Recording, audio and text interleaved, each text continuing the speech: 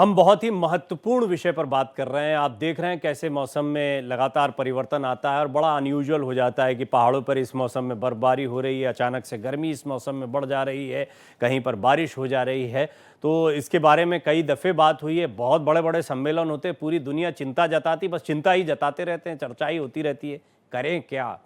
Garg sir, हमने एक evolution जब भी देखा है मानव सभ्यता का, तो उसमें देखा है पहले जंगल काट के खेत बना दिए, वो भी एक तरीका था। उसके बाद बस्तियां बसी, फिर अब हम देख रहे हैं हाई राइज बिल्डिंग का ज़माना आ गया। तो ये तो दौर चलता रहेगा।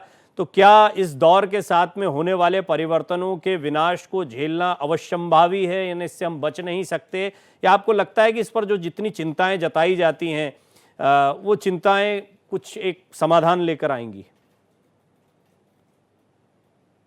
प्रवीण भाई, चिंता व्यक्त करना एक अलग विषय है। एक राजनीति का सूत्र है कि काम कर या मत कर, काम की फिक्र कर, और काम की फिक्र कर या मत कर, काम फिक्र की जिक्र कर। देखिए, हम लोग जिस मूल भावना, केवल हमारे लिए एक टाइटल नहीं है पर्यावरण में, हम सब लोगों की ये भावनाओं में हमारे जीवन में बसी हुई ये महत्वपूर्ण विषय है। और आप देखिए कि सृष्टि का जहां जहां इस पृथ्वी पर मानव का उद्गम हुआ, मानव की सृष्टि बसी, चाहे मोहनजोदड़ो में हड़प्पा कालीन सभ्यताएं रही हो, चाहे कोई अन्य सभ्यताएं रही हो, वो सभी जल प्रवाह क्षेत्र के निकट ही सभी रही। और हम सबके श्रोमणी डॉक्टर आनंद आर्या जी अपने आप में एक जीते जागते ग्रंथ हैं, अपने आप में एक पीएचडी हैं। और उन्होंने जितनी गंभीरता के साथ जो सारी चीजें कही कि आज पर्यावरण के प्रति जो हम सम्मेलन करने जा रहे हैं, उस सम्मेलन के लिए भी पेड़ पौधों की बलि चढ़ रही है। देखिए, हमें कहीं ना कहीं धरातल पे उतर के एक बार सोचना पड़ेगा, और धरातल पे उतरने का सोचने का कई कारण है। अभी हम लोगों ने कुंभ में स्नान किया, आप सबने भी किया, सबने बहुत देखा। एक ऐसा प्रवाह वहां बहा, क्योंकि मैं स्वयं भी 4 दिन वहां रहा और मैंने सब चीजों को देखा, वहां बहुत नजदीक से देखा, और व्यवस्थाओं को बहुत सुंदर तरीके से मैंने पाया। लेकिन बड़े दुख और दर्द के साथ हमें कहना पड़ता है कि पूरे विश्व की जिन प्रमुख 5 नदियों के द्वारा सबसे ज्यादा माइक्रोप्लास्टिक का कचरा निस्तारण के रूप में समुद्र में भेजा जा रहा है, उनमें से गंगा भी एक है। अभी परसों भी पूर्णिमा पर्व लोगों ने मनाया होली का, और कल भी पूर्णिमा 12:35 तक थी। हम अपनी पूरी टीम के साथ, जो मैंने अपना गोद लिया हुआ घाट है हापुड़ जनपद का पुष्पावतीपुर स्वर्गद्वारी नाम का स्थान है, वहां हमने लगभग 1 घंटे तक इतना कूड़ा और कचरा कलेक्ट किया। परसों के लोगों का आया हुआ कि लगभग 1 ट्रॉली कचरा वो था। उसमें पॉलीथीन भी थी, उसमें श्रद्धावश उनकी किताबें भी थी। एक तो बच्चा कोई किताब ही सारी छोड़ गया अपनी पढ़ाई लिखाई की भी। तो बेटे ने मेरे ने कहा कि पापा ये क्यों छोड़ गया? मैं कहा भाई उसकी पढ़ाई पूरी होगी, उसने मैया को दे दिया है पढ़ने के लिए। लेकिन हम सब लोगों के प्रयास के कारण वहां पे आज डॉल्फिन के हमें दर्शन हुए। डॉल्फिन वहां पे लगभग थी 3 मीटर लंबाई की डॉल्फिन, और वो बार बार हिलोरे ले रही थी। वहीं के जो हमारे गंगा मित्रा है महेश केवट जी, उन्होंने कहा भाई साहब कल तो दर्शन नहीं हुए। तो हमने भी बहुत सहज रूप से कहा कि भाई मैया हमारे ऊपर कृपा करती है, तो उसने अपने संवाहक को, सूचनाकर्ता को हमारे पास भेज दिया। तो मेरा ये कहना है कि पहाड़ों पर एक लिमिटेशंस, जैसे जब नैनीताल नगर पालिका बनी और अंग्रेजों ने उसको बसाया उस समय, तो एक वहां पे कोटा सिस्टम जैसा लागू था कि कितने लोग वहां पर एक बार में रह सकते हैं और जा सकते हैं। ठीक है। निश्चित रूप से यदि हमें अपने हिमालय की जब हम बात करते हैं, मतलब जब हम कहते हैं पहाड़ों पर बर्फबारी हो रही है, तो कहीं सह्याद्री पर तो नहीं हो रही। वो पहाड़ों पर बर्फबारी का आश्रय केवल हमारा किससे होता है? हिमालय पर्वत से। जी जी। और हिमालय पर्वत को केवल एक पर्वत मानकर छोड़ देना, यह हम सबकी एक बड़ी मानवीय भूल है। पूरे भारतवर्ष के लोगों को यह समझना चाहिए कि भारत माता के मुकुट के रूप में यदि हिमालय पर्वत को कहते हैं, उसकी कल्पना करते हैं, और कल्पना नहीं करते, वो साक्षात है। जितनी साइबेरियन हवाएं हमारे पास तक आने वालियों को वो रोकता है, उसी के कारण से भारतवर्ष बनता है। यदि हिमालय ना होता तो हम भी कभी भी भारत माता ना कह पाते। एक ऐसे रेगिस्तानी क्षेत्र में या साइबेरियन जैसे क्षेत्र में रहते, जहां हम कल्पना नहीं कर सकते थे। जी। आप देखिए हिमालय के उधर चाइना है तो हिमालय के इधर भारतवर्ष है, लेकिन दोनों के व्यक्तियों के अंदर कितना अंतर है, जलवायु में कितना परिवर्तन है। तो इसलिए हिमालय की चिंता जब तक हम नहीं करेंगे, ये मुझे वेरी लगता है वैलिड सब पॉइंट सर। चीजें मुझे बेमानी। अभी बातचीत, क्योंकि ये इतना गंभीर विषय है, इसमें क्या ही आधे घंटे में हम बात कर सकते हैं, लेकिन बड़े इंपॉर्टेंट कुछ बिंदु सामने आए और आर्या सर को मैं इसमें शामिल करना चाहूंगा कि एक हिमालय की चिंता, दूसरा नदियों की चिंता। क्या कुछ ऐसे फोकस्ड काम हो सकते हैं कि आपको, अगर मान लीजिए वो लोग जो योजना बना रहे हैं, जो सचमुच चिंता कर रहे हैं, कुछ कर सकते हैं, वो भी सुन रहे हो, आपके क्या सजेशंस होंगे सर कि आपको लगता है कि नदियों पर काम कर लो, हिमालय पर काम कर लो, लोग अपनी नैतिक जिम्मेदारियों को समझते हुए कुछ ये कूड़ा कचरा प्लास्टिक को पर काम करना शुरू करें तो कुछ सकारात्मक नतीजे सामने आ सकते हैं? आपके सुझाव। देखिए, जनता के तो बहुत कुछ है करने के लिए, तो जनता को वो करना चाहिए। जैसे प्लास्टिक वगैरह है और जितना भी हम गंद फेंकते हैं नदियों में, वो हमें बंद करना चाहिए।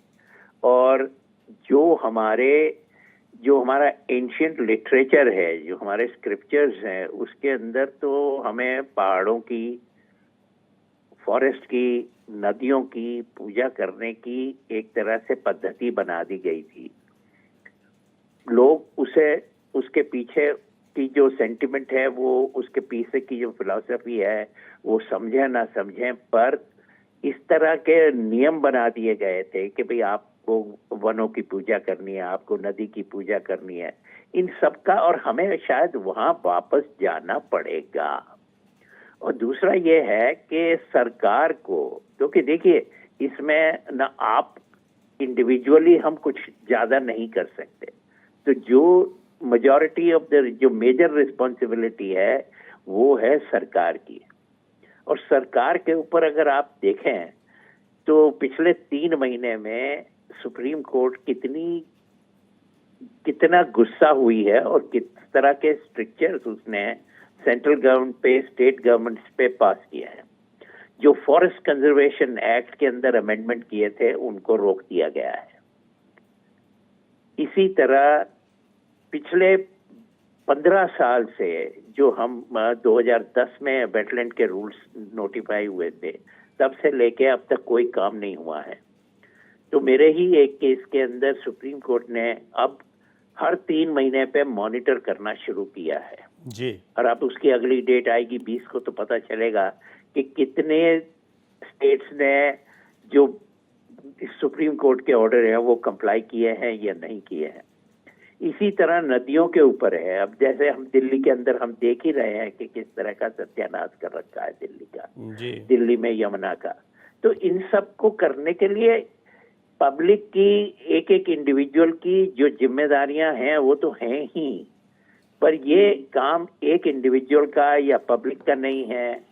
या तो पब्लिक में एक महात्मा गांधी जैसा एक आदमी पैदा हो के जो एक मूवमेंट ऐसा चला दे कि जिसके पीछे सब चल पाए। मतलब लोगों को जागरूक करने की वो ताकत किसी एक बंदे में हो, तब तो वो बंदा काम का है।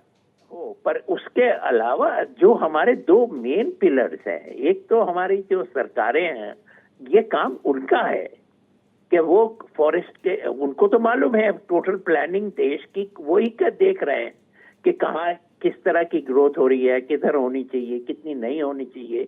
और उसकी वजह से एक बहुत ही अच्छा रूल बनाया था एनवायरनमेंट इम्पैक्ट असेसमेंट बनाने का।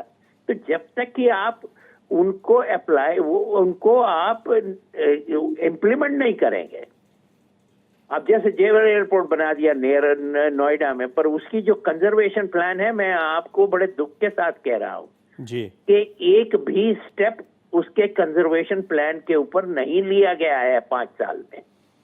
अब इससे बड़ी त्रासदी हमारे लिए क्या हो सकती है कि दिल्ली में ये आपने अभी चलते चलते सबसे महत्वपूर्ण बिंदु उठाया है कि जब हम डेवलपमेंटल कुछ गोल्स लेकर चलते हैं या सो कॉल्ड डेवलपमेंट करते हैं, और खुशी भी होती है उस बात की कि ये हाईवे बन गया, वो एयरपोर्ट बन गया, उसमें कितना हम पर्यावरणविदों की सलाह मशविरे को शामिल करते हैं, क्योंकि जितने लोग उसको बना रहे हैं, उस इंफ्रास्ट्रक्चर डेवलपमेंट में जुड़े हुए हैं, उनमें से कितने लोगों को सचमुच ये मालूम है कि इससे कुदरत पर क्या आफ्टर इफेक्ट पड़ रहे हैं, कितने लॉन्ग टर्म के ड्रॉबैक्स हैं, कितनी परेशानियां हैं जो इसके साथ में आ रही हैं, उसका आकलन होना चाहिए। उसको एड्रेस करने के लिए कुछ योजनाएं बनाई जानी चाहिए।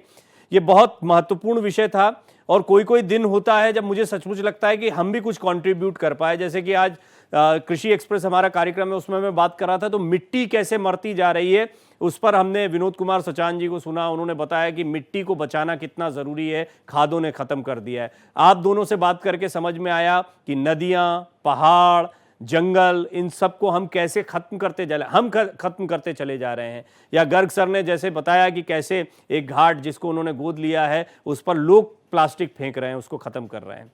मैं समझता हूं लोगों को खुद जागरूक होना पड़ेगा, तभी हम इस कुदरत को बचा सकते हैं। कुदरत को बचा सकते हैं मतलब आप खुद को बचा सकते हैं। तो खुद को बचाना है, अपनी जिम्मेदारी को पहले पहचानिए। आर्या सर आपका धन्यवाद, गर्ग सर आपका बहुत बहुत धन्यवाद। लेकिन ऐसी चर्चाएं करते रहेंगे, कुछ और ऐसे विषय उठाते रहेंगे। बहुत बहुत धन्यवाद आपका। बने रहिए भारत एक्सप्रेस के साथ।